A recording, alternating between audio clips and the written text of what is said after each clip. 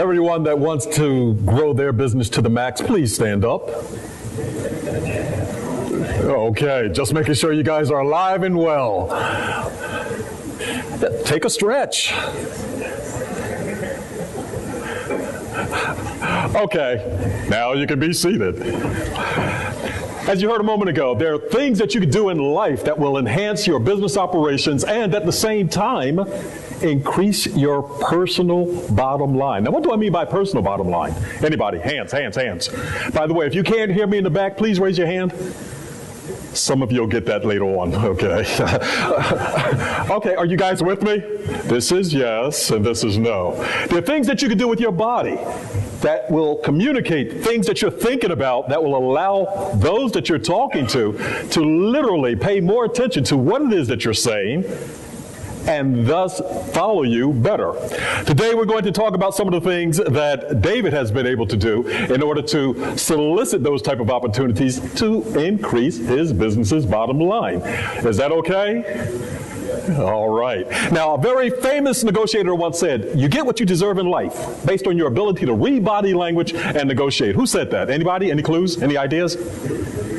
Oh, gosh, you guys must have seen it also, huh? Okay.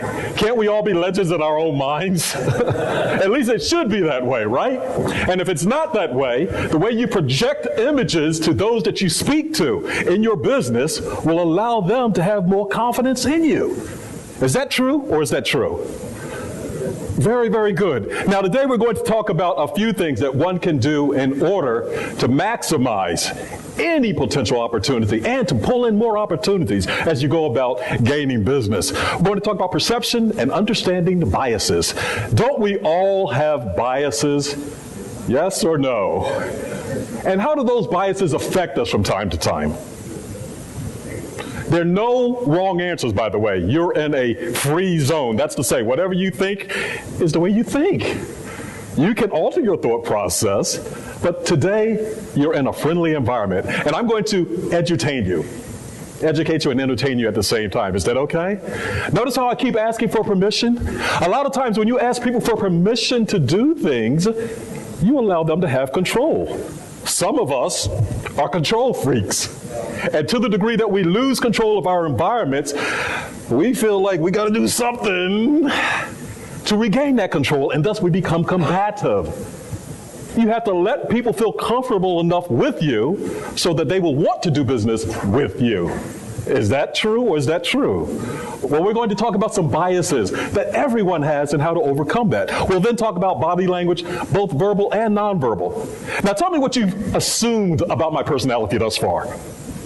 And if you're wrong, I'm not going to call on you. No, go ahead. A little shy. A little shy, yeah, a little shy. Okay, what else? What else? No wrong answers. And I'm a tough guy. Outgoing. Outgoing. What else? Confident. Confident. What else? Engaged. Engaging. I suck. I beg your pardon. No. What was that? Encouraging.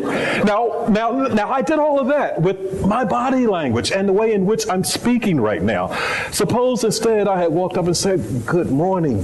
Who wants to take their business to the max?" What would you guys have thought? Time for a break. Let's get out of here. You would have thought all kinds of things, and you would have been making assumptions, thus displaying your biases about what it was that you're going to hear, not knowing if it was going to be good or not. But through verbal and nonverbal body language, we actually, as I said, communicate a lot of what it is that we are truly projecting towards the person with whom we're speaking. It has been studied and diagnosed as 93% of what it is that we say and do is conveyed through our body language. Isn't that something? So people aren't really listening to the words. They're watching the way that you actually say things. So as we go through this, we'll talk about more of that. David Dadian took his business to the next level, as you heard David Emerald speak of, by being able to negotiate better also. Now, doesn't that sound like a law firm, David and David or something of that nature? But he was able to do that by adopting the appropriate negotiation strategy in the appropriate time. We'll then talk about communication styles. Some people may be turned off by someone that's too energetic because they had a late night or something of that nature, and it's like, I don't want to hear this noise. So you have to learn to speak at the level that the person that you're speaking to is most comfortable in hearing the message that you're actually conveying to them. Then we'll talk about the close of a negotiation. You go through a negotiation, and just FYI, the more time you commit to a negotiation, the more likely you are to stay engaged in the negotiation, which could mean you could put yourself at a deficit simply because you want to close the negotiation, get it over with, and as David Emerald said a moment ago, get that desired outcome that you're seeking, even though you have to give up a little something. So, is that okay if we cover those things today? And I'm only going to be able to speak for about 30 minutes or so I'm going to talk a little faster than I normally do. If I talk too fast, listen faster, okay? Okay. I want to make sure you guys are still with me. Okay, tell me, what color is that bird in the cage? What color is the bird in the cage? Anybody? No wrong answers. Anybody? What color? Pink, white?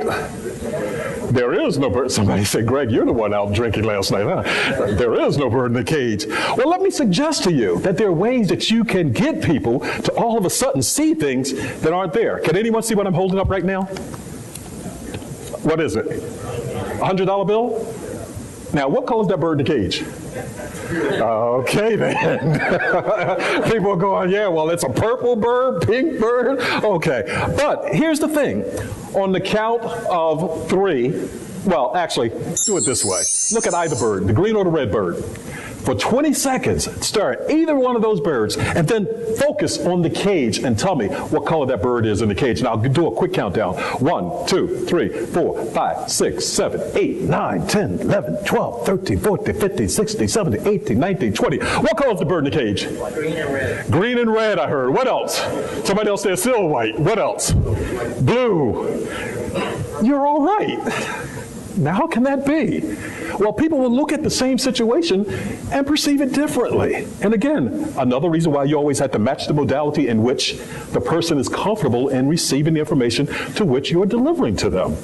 Now, depending upon which birds you looked at, it was pink, blue, and the way you perceive colors, white, or whatever. But there are things of that nature that you have to be very careful about when you're speaking to your prospects in order to turn them into customers, in order to turn them into repeat customers. There are things that we also do in different environments that will allow us to have our perceptions altered. Now, what would you say about this woman? Pretty? Not. Yes or no? Is she pretty? What about that one? Well, now you can see what happens after you've altered your perception. Your perspective actually changes also. And your perspective can be changed in many different ways based on the environment that you're in. Take note of the environment that you're in when you're talking to clients and prospects in order to, again, match their modality. That's what you want to do. People like people that are like themselves. Have you heard that before? And they do. They just innately go, don't know why I like the guy, but I like the guy. And that's what you guys are thinking about me right now, right? He's handsome, he's debonair. What, you're not thinking that? Okay. I'll pull out the $100 bill again. Nah, okay. Verbal and nonverbal signals. Again, we communicate through our body language and through words that we use to convey the succinctness of our message. There's a rhythm to which people speak at times, and in doing so, people become more enamored with them, as opposed to there's a rhythm that people speak with at times, and folks will become, it's like, what the hell is he doing up there flailing all around? So you have to think about how you communicate and the style that you're going to use also. Listen to the next audio clip and tell me what you think of this audio clip, this gentleman, as soon as you hear it, and just shout it out as soon as the clip is over, okay? 911, what's your emergency? Yeah, my wife got attacked by a warthog real bad, and I need someone to come up with an ambulance and pick her up. Okay, sir. Can you give me your address? Yeah, we're at 1825 Eucalyptus Drive. Okay, could you spell that for me, sir? I'm going to drag her on over to Oak Street, and you can pick her up there.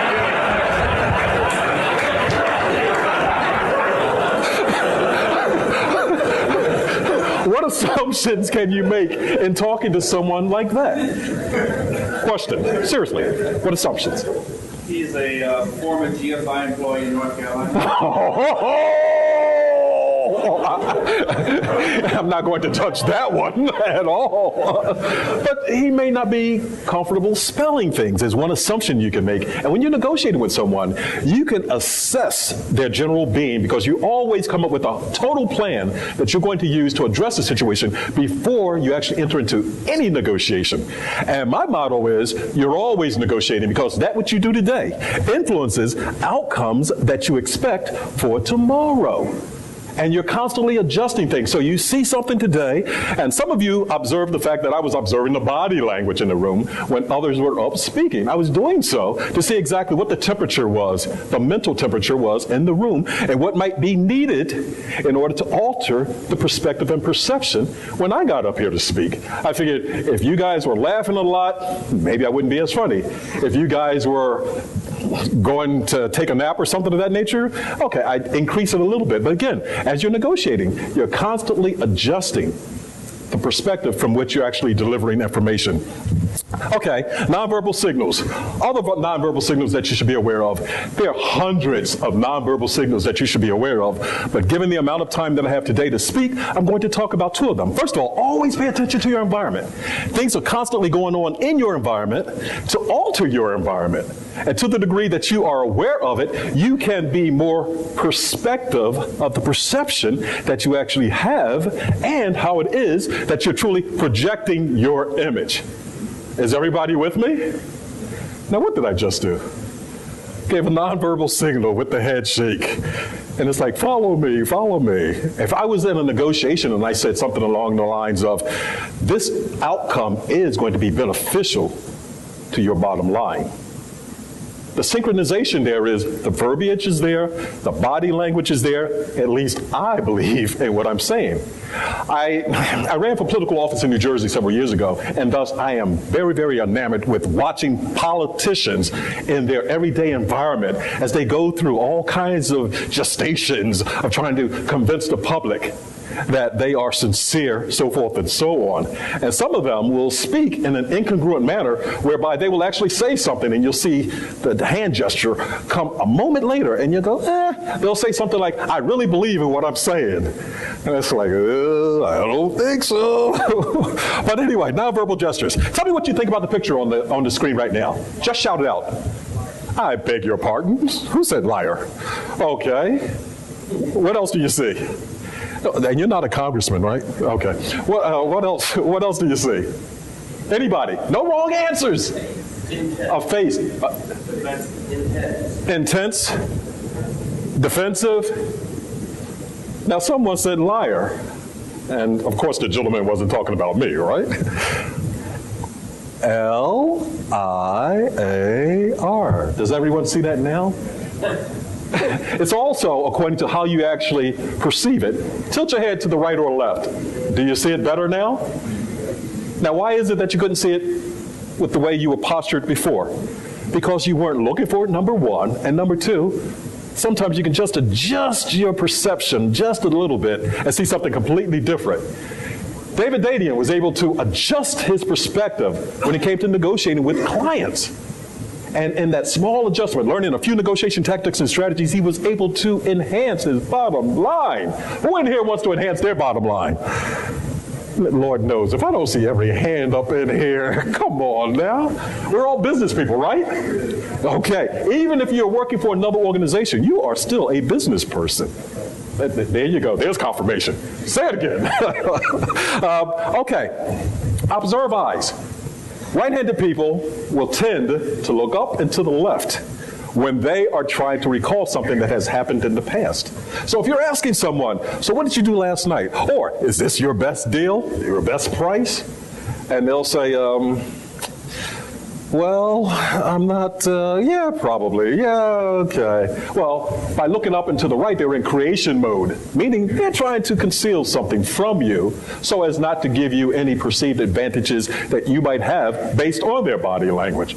So that's just a little small clue as to how you can tell what's going on in somebody's mind. Ever so quickly, you can just watch the way they utilize their eyes, turn their heads, et cetera, et cetera. What about hand signals? What's that? Come here. What's that? Not. What's that? Scolding? What was it? Accusatory? Exactly. Again, may I have a volunteer, please? I want to show you something. Who wants to volunteer? Okay, sir, thank you for volunteering. Come on, Nathan. See? And Nathan actually turned his eyes away from me as he saw me walking towards him. But I saw that. I saw that. Give Nathan a hand, first of all. Now, see? I said, give Nathan a hand, and I was going to say, here's my hand. But you can also glean information just from the basic handshake that people extend to you. Nathan, how are you doing? I'm Greg Williams. Very nice to meet you, Nathan. Very nice to meet you also. Okay, first of all, Nathan put his elbow out a little bit to gain more leverage, and I picked that up. But look at this. We're both saying with this handshake that I'm even to you, you're even to me. We're both equal. If, on the other hand, as Nathan and I were shaking hands, hi, Nathan, how are you doing? Can everyone see this handshake? I literally have my hand on top of his. Have you ever heard he has a hand up? That's where the expression actually came from. And I'm saying, you're subservient to me, Nathan. Now, on the other hand, let's do it again. All right. If I do one of these things and I do a grasp of the hand. Now, depending upon the relationship, this can be conveyed as being controlling or very sincere. Now, here's something else. Just testing. Here's something else. Shaking hands. Put your hand on mine. Okay. Okay, so Nathan is saying, because we just met one another, I'm controlling you. I can go, oh, no, you're not, big guy. So now I'm actually on his elbow, which is another controlling feature you'll see from time to time. Nathan could then go, no, you're not, Greg. I got one up on you. To which I then go, no, you don't. No, I wouldn't do that at all. Thank you very much, Nathan. Okay, give Nathan another hand, please. Now, one of the things that we just saw in that particular demonstration is one way you can control people just with a handshake. A handshake in and of itself. You'll see other signals such as the steepling gesture. That indicates, well, I have superiority. I know what I'm doing in this particular situation. I sat with a client in a pharmaceutical industry who literally asked that I would come in and train his people from around the world on negotiation tactics and strategies. They negotiated multi-million-dollar deals on a daily basis. And he sat like that for 45 minutes. I said to myself, first of all, you got to get tired at some point in time. So I did a mirroring gesture to see if he'd follow me after I broke the stride. He never did. After we became more acquainted with one another and we started doing business together, he then indicated that he was doing that to see exactly what I would do. I said, well, did I pass? He said, yeah, I guess you did. I said, well, guess what? I must have, because I got the business anyway. He said, because I knew what you were doing. I said, okay, whatever works for you. Look at the hand signals here.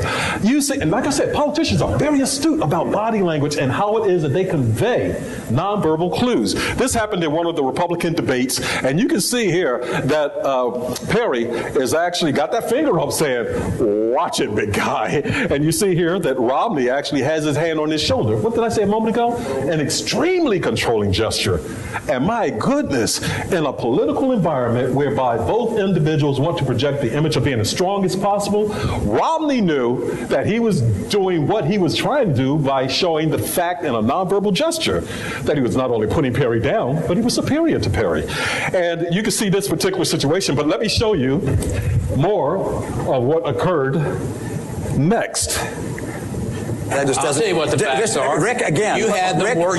Okay, the hand is on the shoulder, and you can actually see that Perry was getting ready to make another gesture going down, but he sensed that hand on his shoulder. He knew that was a controlling gesture, and it was like, no, he didn't. No, he didn't put his hand on my shoulder. Let's continue. I'm speaking. There's the finger and the head gesture. Everything is congruent there. Watch out. You can see all of those gestures. Although you hear different words, the body language is communicating something altogether different. Let's continue a little bit more. You see the finger? I'm speaking. You see the gesture, back off. And immediately, Romney's hand starts to come off of Perry's shoulder. You get 30 seconds. Time for you to tell all of that was communicated I get 60 at a nonverbal gesture. Here's something else that happened. You get 30 seconds to respond, right? And they want Anderson, to hear you say the union. Never be afraid to ask for help. Would you please wait? Anderson was the moderator for this particular. I have to say, you have a problem with allowing someone to But the point is, if you get stuck in a negotiation also, take a time out if you're placed in a position that is not comfortable or one in which you thought you were going to do what it is that you were doing following your plan. Okay? Now, another way real fast that you can actually ingratiate yourself in any environment. Always observe the environment that you're in. And you can do little subtle things to alter your appearance or to match the modality of those which you are speaking with. And all of a sudden people go, you know, he's a little cooler. Yeah, I can get into that. Now, see, okay, I took off my tie. Now I feel naked. No. I took off the tie, and I did so because now, am I not in a more advantageous mood based on the audience? If you did things such as that in a subliminal manner when you're talking to your clients, again, they don't understand why it is that they're becoming more enamored with you, but you're sending subliminal signals to them that allow them to feel, he's just like me. She understands me. I like him. I like her. And that begins the path towards more success as you're negotiating. Negotiation strategies. First of all, men and women definitely negotiate differently. So if you happen to be talking to a female as a guy, you want to take control of the situation to the degree that you allow her, in this case, to have the control she needs. Life is about control. None of us like to feel as though we are out of control, because when you are, the modality that you're trying to reach becomes a little more disadvantaged. That's to say, it becomes more difficult. Would you agree to that? Yes? Okay. Negotiate. Oh, by the way, our brains as men are approximately 10% larger than women's brain, than the brain of a woman. But women have the ability to think and process data out of both hemispheres of their brain, which can give them a leg up on us sometimes. So be aware that you don't talk down to a woman. Never try to talk down to anybody. But be aware of the fact that when women have power, they have usually gotten to a point in life whereby they had to do things a little more rigorously than we guys. Respect that. Always respect anybody with whom it is that you're talking to, dealing with, and show them the level of respect that they want to be shown. Negotiation strategies. Use questions to answer questions. May I have another volunteer real fast? I love it. Okay, sir. See, that I didn't have to do anything. And stop walking. Mike? Are we dancing? Okay, Mike. Yeah, are we dancing? Mike says. Hi, Mike. I'm Greg Williams. How are you doing? Mike. Good handshake. Stand this way, please. Okay, Mike. Tell me something you'd like to know about me. Anything, Mike. Where did you get that pen at? This pen? Yeah. Is this pen of interest to you? Yes. Why? Because it looks really nice. I'd like to buy it. Oh, would you? How much do you think it's worth? As much as I can give you. How much would you like to give me? More than nothing and less than $1. Okay, what would that look like? Okay, time out. You guys get the drift, right? Give Mike a hand. Thank you, Mike. The point of that was by answering questions as opposed to giving out additional information, you're able to better position yourself when you're negotiating. Now, I showed this same example at a very, very large audience once of a few thousand people, and I had a young lady actually come up and we were doing the exact same thing. And she finally said, Greg, you're not answering the questions. I said, does that bother you? She said, yes, it bothers me. I said, well, what do you want me to do? And she went, oh, you're doing it again. So again, you can use questions to answer questions to get more information to the degree that you can get away with it. But provide little inside clues as to what it is that people are looking for when they're actually talking with you so as not to alienate them. Another thing, assumptive questions and statements. Last night, the law firm of David and David and myself were actually at dinner. And there was, what type of fish? Catfish on the menu. And we wanted to have catfish. So David said, well, I wonder if it's Cajun. Okay, instead of just saying, well, is the catfish Cajun? We ordered Cajun catfish. That was an assumptive statement that we were making there, and you can actually guide people along the path of allowing them to take a certain course in action, or if they say, well, wait a minute, no, we don't have Cajun catfish, at least you've gotten another insight without having to disclose your true position of what it was that you were truly looking at. Now the thing, split the difference. How many times have you heard that? You're looking at $1 million deal, you're at 500,000, the other person, you're at $1 million, the other person's at 500,000, the other person says, okay, how about we split the difference? How many of you say, okay? Shake your head, no. Well, one thing, as soon as you hear, let's split the difference, that person is giving you insight to the fact that they're willing to go to that 750 level. From that point on, you take that 500,000 off the table altogether.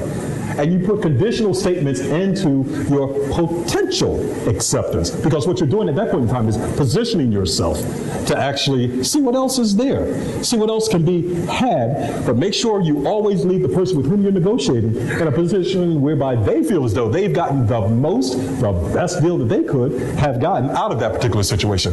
Compromise. How do we compromise in life? Depends upon whom it is that we're speaking to, right? There are times when you will compromise in a very slow manner, which is the way you should always compromise, and especially in the beginning of a negotiation. If you compromise too quickly, you set yourself up for more compromises down the line. So do so very judiciously, number one, and at the same time, make somebody earn what it is that you're giving them. Now, it doesn't have to be a true tit-for-tat, one-on-one situation at that particular moment in time. You can collect shit whereby you say, look, if I give you this, and you always put your statements in a conditional manner, because if the other person does not abide by what it is that you're offering them, you don't have to give them what it is that you said you were going to give them. Is that okay? And then, conformity. A lot of people want to make sure that they are in the realm of safety, and thus they will conform to what others are doing. That's why video testimonials of your clients and their activities are really great. Written testimonials are also very powerful, but when somebody can see someone else saying good things about you, they believe that what they are hearing is more truthful. Observe this particular clip, and it will show you how people will conform in environments. The gentleman in the elevator now is a candid star. These folks who are entering, the man with a white shirt, the lady with a trench coat, and subsequently one other member of our staff, will face the rear. And you'll see how this man in the trench coat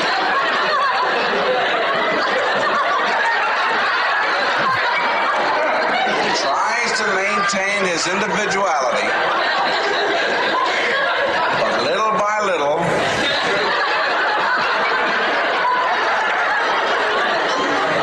he looks at his watch, but he's really making an excuse for turning just a little bit more to the wall. Now we'll try it once again. Here's the candid subject. Here comes the candid camera staff, 3 of them at least. And this man has apparently been in groups before.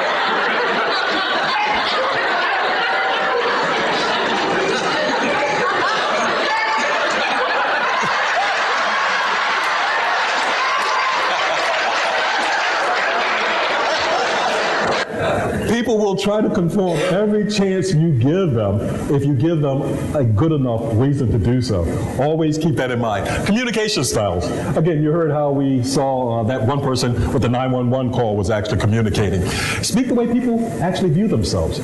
You don't want to speak over somebody, under somebody. You want to use the same verbiage also that they are using, because by doing so, you actually indicate again, I'm just like you. We're together in this. Speaking of which, if you sit on the same side of the table when you're negotiating, it literally says we're side by side, we're in this together. As opposed to the opposite side of the table, we are literally opposing one another. So those are little tactics via body language that you can employ when you're actually speaking to people and negotiating with them. The pace of your speech. I talked about that earlier. Speak too fast, run the risk of having somebody go, oh, it sounds like one of those city slickers. Speak too slowly, boy, oh boy, is this guy just speaking from a recording? Is he deaf and dumb? Or something of that nature. Match the pace and you'll be aligned with that person. Speak the same language. By that I mean use the same words. If someone says, let's ink the paperwork, you don't want to come by and say something along the lines of, okay, let's sign this contract now. Different verbiage. The nuances are ever so slightly different, but it actually says, I'm at a different level, be it higher or lower, as it's perceived by the individual to whom you're actually speaking. Look at this one. We're out here now, man. I hope you're happy. Yeah, I'm happy. Look good. Now what? Well, I just think we should have Will's our safety vest. Oh, come on, man. Those vests are for daggone people who really like to use them. Dude, I don't even see them. They're colorblind, stupid. Golly. Oh. Hey, Tiny, did you get something? Tiny, what'd you get? Tiny. Tiny, oh, my God. 911, what is your emergency, please? Yes, please help us. I think my buddy, I think he's dead. What do I do? Sir, calm down. I can help you. We'll walk through this together. First, I need you to make sure he's dead. Well, I can do that. Hold on a second. You can feel it coming. He's dead. Now what? Convey words succinctly so people truly understand what it is that you're saying, and they'll be able to follow you a lot easier also. Okay, the negotiation closed. You come into a negotiation, you've gone through this whole situation with another individual or with a group of people, and you know exactly how their mindset works. Or do you? Because when you're at the close of a negotiation is the time and point when you're most vulnerable. At that particular point in time, people have gone through this whole process and they're like, oh, we're at the end. Oh, it's going to be good. Oh, I want to get this thing over. Oh, let me go ahead and close the deal. Oh. And the next thing you know, the person goes, oh, you know what? I forgot one more thing. And that's, like I said, when you're most vulnerable. Understand how people perceive information, too. If they don't perceive it the same way that you do, you need to adjust your way of thinking to the point that it's beneficial for you to do so. And I'll show you this last slide, and then you'll see more of what it is that I'm saying. I figure 75% to you, Panma, and 25% divided between the 5 of us. Gida, Crowbar, myself, Tom, and the baby. That makes 5% for each one of us. Billy, you're cheating yourself. If there's 25% divided among the 5 of you, that's 14% apiece. Oh, no, listen, Pa. I wouldn't cheat you. You know I wouldn't. Now, look here. I'll show you. Let me rub this out here. And now, 25 divided by 5 is 5. You see, 5 won't go into 2, will it? No. But 5 goes into 25 5 times, you see? Oh, you're wrong, Billy. Now, I'm a pretty good mathematician. Now, 5 into 25... 5 won't go into 2, will it? No. But 5 goes into 5 once. Now, we didn't use the 2 before, so we'll bring it down here. Now, 5 into 20 goes 4 times. There you are. 5 into 25, 14. No, look, Pa. Let me prove it to you now by multiplication. 5 times 5. 5 times 5 is 25. Well, I'm surprised you're learning. Huh? I'm surprised that you're learning. Now I'll show you. 5 times 14 is 25. 5 times 4 is 20. 5 times 1 is 5. 25. That's it. No, look, Ma. See, look, you're wrong there because I'll prove it to you. We'll put down 5 14s here. 14. There. Now I'll prove to you by addition that 5 14s is not 25. 4, 8, 12, 16, 20, 21, 22, 23, 24, 25. There you are. Had to brush up, Billy. I want to see you boys cheating. So I ask you, how many times does 5 go into 25? Depends upon the person with whom you're negotiating, right? Exactly. Okay, it's your time. You know that by becoming a better negotiator, learning to read body language, such as David Dadian did, you can also take your business to the next level. You can increase all types of opportunities that are presented to you if you would take the time on a daily basis to increase your negotiation habits and skills. Thank you very much, and by all means, make sure you grow your business to the max.